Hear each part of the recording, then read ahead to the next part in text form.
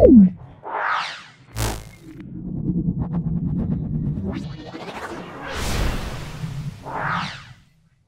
9 নম্বর স্কুলটা করছি, খুব ভালো করে দেখে নাও। আজকের প্রথম প্রশ্ন, কোনো বস্তুর ওপর প্রযুক্ত বলের প্রভাব পরিমাপ। কোনো বস্তুর উপর প্রযুক্ত বলের প্রভাব পরিমাপ জানার জন্য বস্তুটির ত্বরণ মাপতে হবে। তাহলে আমরা কি মাপতে হবে? ত্বরণ মাপতে হবে, কারণ আমরা জানি এফ সমান এম এ। তাহলে এফ সমান এম এ, এম এর মান এ এর মান যদি জানা থাকে তাহলে বল পাবো। তাহলে অবশ্যই প্রথম হলে ত্বরণ জানতে হবে। তারপরে দেখো, বস্তুর ঘনত্ব তরলে ঘনত্ব বাড়লে প্লবতার মান অবশ্যই বাড়ে। তারপর দেখো, বাদামি বর্ণের একটা গ্যাসের নাম, বাদামি বর্ণের একটা গ্যাসের নাম আমরা বলবো নাইট্রোজেন ডাইঅক্সাইড। প্লবতার একক, প্লবতার একক আমরা অবশ্যই বলবো নিউটন। প্লবতার একক আমরা বলবো নিউটন। কোন ক্ষেত্রে দেখে নাও, প্রদত্ত কোন ক্ষেত্রে কম সক্রিয় ধাতুর অধঃক্ষেপণ পড়বে। তাহলে অধঃক্ষেপণ পড়বে সেটা আমরা বলবো অপশান এ বলবে। অপশানে কপার সালফেটের জলীয় দ্রবণে জিঙ্ক যোগ করলে অধঃক্ষেপ পড়বে, মনে রাখবে এটা। তারপর দেখে নাও, এর ইলেকট্রন সংখ্যা, মনে রাখবে প্রোটন সংখ্যা যত, লেড 206 পিবি 82, তাহলে প্রোটন সংখ্যা 82, তাহলে ইলেকট্রন সংখ্যাও 82 হবে। 3 কেজি ভরের বস্তুকে পৃথিবী যে বল দিয়ে টানে সেটা তার মান কত? এফ সমান এম জি, এম এর মান 3, জি এর মান 9.8 নিউটন। এটা গুণ করলে কত পাবো? গুণ করলে পাবো 29.4 নিউটন। তারপর চলে এসো, স্বাভাবিক অবস্থায় বায়ুর চাপ কত উঁচু পারস্তম্ভের সমান? এটা আমরা বলবো 76 সেমি, 76 সেমি পারস্তম্ভের সমান। তারপরে দেখে নাও, অ্যামোনিয়াম সালফেট জলীয় দ্রবণে কোন কোন আয়ন উৎপন্ন হয়? আমরা বলবো NH4 প্লাস, এটা হলো ক্যাটায়ন, আর SO4 2 মাইনাস এটা অ্যানায়ন। তাহলে এটা হলো ক্যাটায়ন, এটা অ্যানায়ন। তাহলে NH4 প্লাস এটা ক্যাটায়ন আর SO4 2 মাইনাস অ্যানায়ন। একটি ক্ষারীয় অক্সাইডের নাম আমরা বলবো MgO। ক্ষারীয় অক্সাইডের নাম হলো MgO, যাকে বলে ম্যাগনেসিয়াম অক্সাইড। তারপর চলে এসো, সময় বাড়ার সঙ্গে সঙ্গে অবাধে পতনশীল বস্তুর বেগ, এটা হলো বাড়তে থাকে, বেগ বাড়বে। বল পরিমাপক যন্ত্রের নাম কি? বল পরিমাপ যন্ত্রের নাম হলো স্প্রিং তুলা যন্ত্র। বল পরিমাপ যন্ত্রের নাম আমরা বলবো স্প্রিং তুলা যন্ত্র। সিএল থেকে সিএল মাইনাস কিভাবে তৈরি করবে?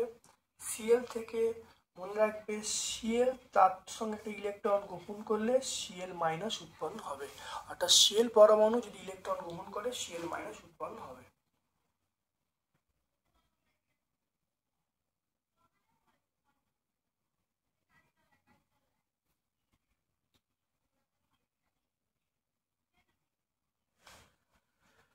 তারপর চলে এসো, নিউটনের সূত্রের গাণিতিক রূপ লিখতে বলছে, চিহ্নগুলো পরিচয় দিতে বলছে।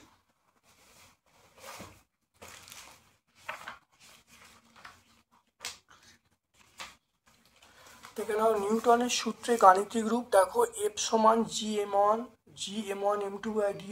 এফ মানে মহাকর্ষ বল, M1 M2 হলো কণা দুটোর ভর, আর ডি মানে কণা দুটোর মধ্যে দূরত্ব। দেখতে পাচ্ছ, এটা আমরা টেক্সট বইয়ে পেয়ে যাব। তারপর দেখো, চাপ কাকে বলে? চাপ কাকে বলে?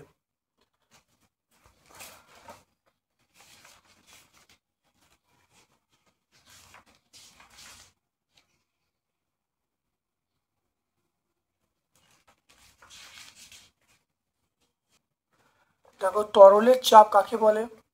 তরলের মধ্যে কোনো বিন্দুর চারিদিকে একক ক্ষেত্রফলের ওপর তরল পদার্থ লম্বভাবে যে বল প্রয়োগ করে তাকে চাপ বলে। চাপ সমান বল বাই ক্ষেত্রফল।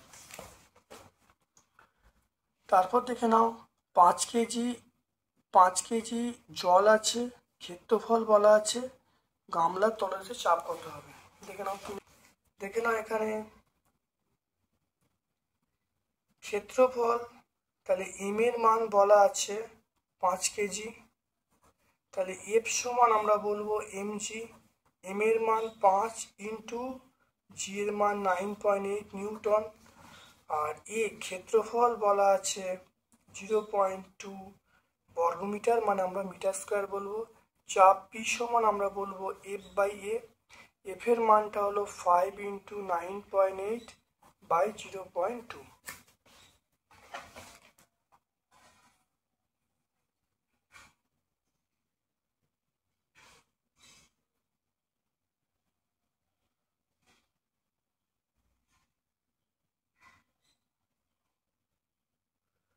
এটা ভাগ করলে পি এর মান পাবো 245, একক হবে নিউটন পার মিটার স্কোয়ার।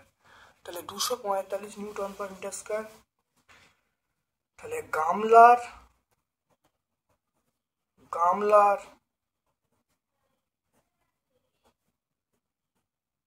গামলার তলদেশের চাপ 245 নিউটন পার মিটার স্কোয়ার।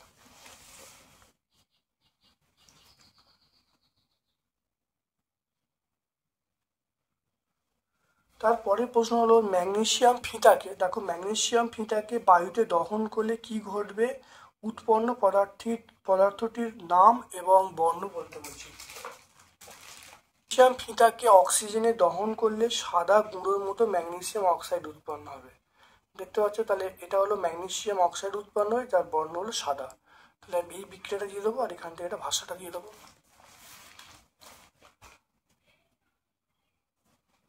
তারপর দেখে নাও লঘু H2SO4 দিয়ে কিভাবে তুমি লোহার গুঁড়ো এবং ফেরাস সালফাইডের মধ্যে পার্থক্য নির্ণয় করবে, সমীকরণ লিখতে বলছেন।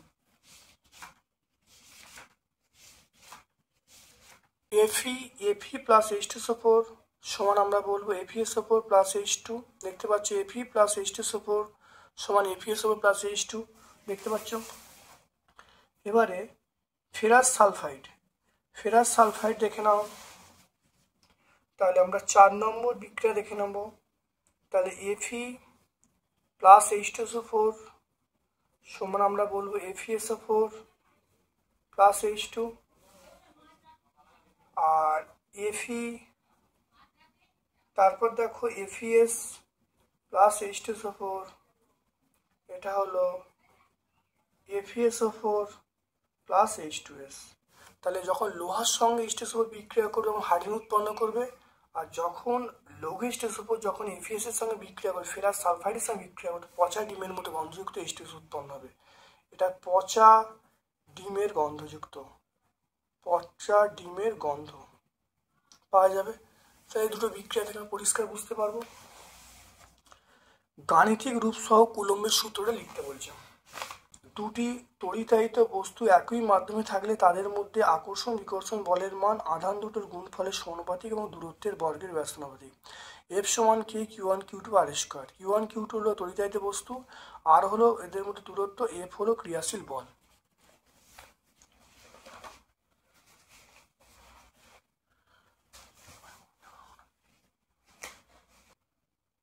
এরপর চলে এসো লাইফ সায়েন্সের পোর্শনে।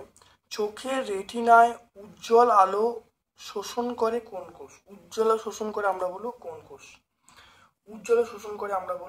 কোষ। তারপরে দেহের বর্জ্যকে মূত্রের মাধ্যমে দেহ থেকে বার করে, সেটা আমরা বলবো বৃক্ক। তারপরে দেখে নাও যে কোষীয় অঙ্গাণু প্রোটিন সংশ্লেষে সাহায্য করে, সেটার নাম আমরা বলবো রাইবোজোম।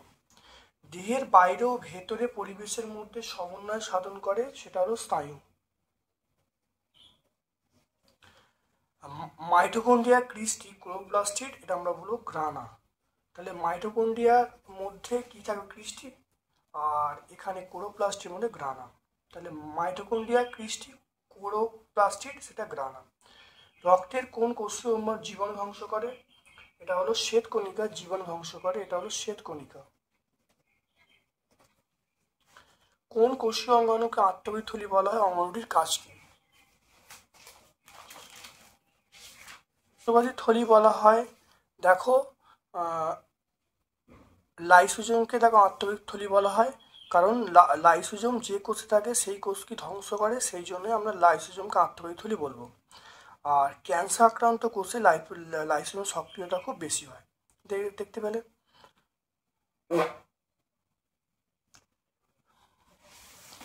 তাহলে এটা পেয়ে গেলুম। তারপর দেখো খুব শুকনো এবং ঠান্ডা পরিবেশে বসবাসকারী প্রাণীদের অ্যান্টিবিজ প্রোটিন কিভাবে কাজ করে দেখে দাও। খুব শুকনো এবং ঠান্ডা পরিবেশে বসবাসকারী প্রাণীদের অ্যান্টিবিজ প্রোটিন থাকে, যা কোষীয় তরল বরফের কেলাস তৈরিতে বাধা দেয়। এছাড়া তাপ সংরক্ষণে প্রয়োজনীয় দেহের ফ্যাট সঞ্চয়কারী কোষের প্রাচুর্য থাকে। দেখে না। তারপর দেখো বংশগত পদার্থ বহনকারী কোষীয় অঙ্গাণুর পরিষ্কার চিত্র আঁকতে বলছে, বিভিন্ন অংশ চিহ্নিত করতে বলছে।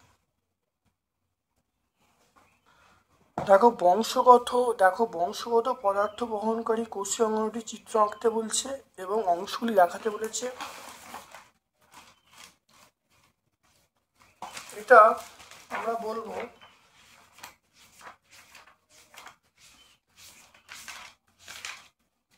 দেখে নাও। তাহলে নিউক্লিয়াসের চিত্র অঙ্কন করব। অঙ্কন করে নিউক্লিয় পর্দা, ক্রোমাটিন জালিকা, নিউক্লিওলাস, এন্ডোপ্লাজম জালিকা এবং রাইবোজোম কথাটা বলবো। তাহলে আমরা নিউক্লিয়াসের চিত্রটা আঁকবো। তাহলে আজকে আমরা 9 নম্বর স্কুলটা সম্পূর্ণ ব্যাখ্যা করলাম। আমার পক্ষ থেকে সকলকে ধন্যবাদ এবং শুভকামনা জানিয়ে আজকের মতো ভিডিও শেষ করলাম। Thank you.